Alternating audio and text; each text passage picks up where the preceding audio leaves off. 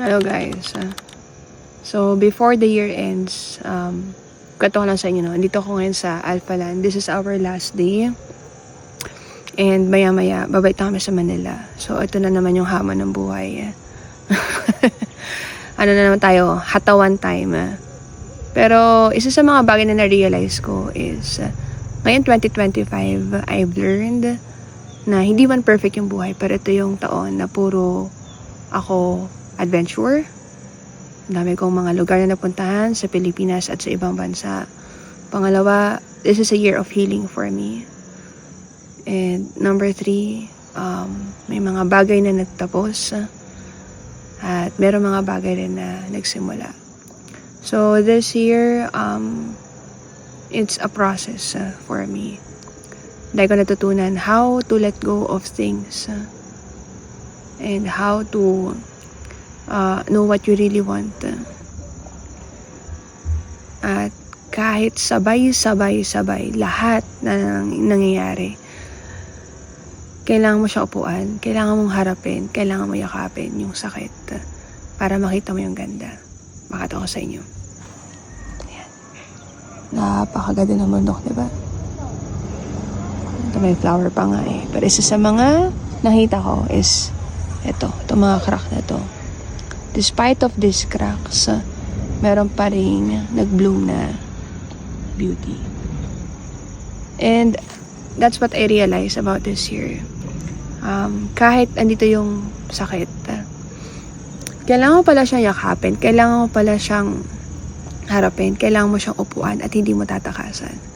Kasi pag tinakasan mo, babalikan ka rin after a few years. And ayaw mangyari yun.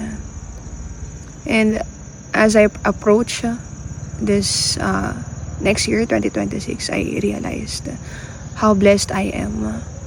Despite of all these things that's happening in my life, ang dami ko pang mga bagay na dapat ipagpasalamat. At katulad dito, nakikita ko to sa harap ko ngayon, makikita nyo. Ayan o. Alam mo, ngayon wala na-realize na hindi lahat ng tao na-appreciate yung ganitong view.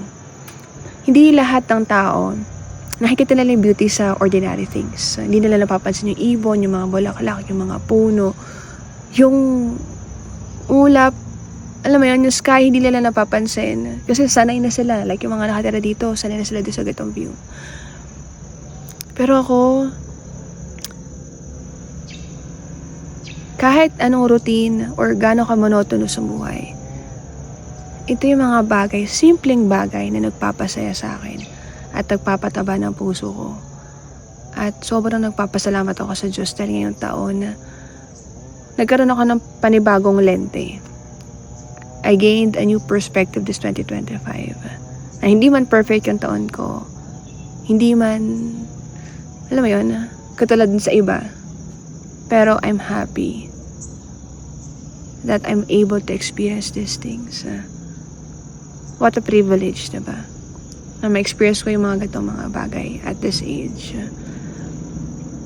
And I'm happy kasi I'm able to face everything head on this 2025.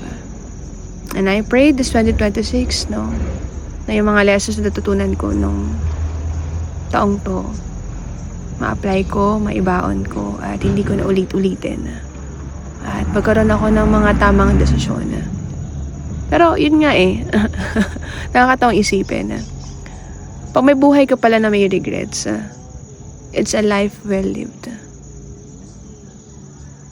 And that's it. A life well lived. Yun ang importante.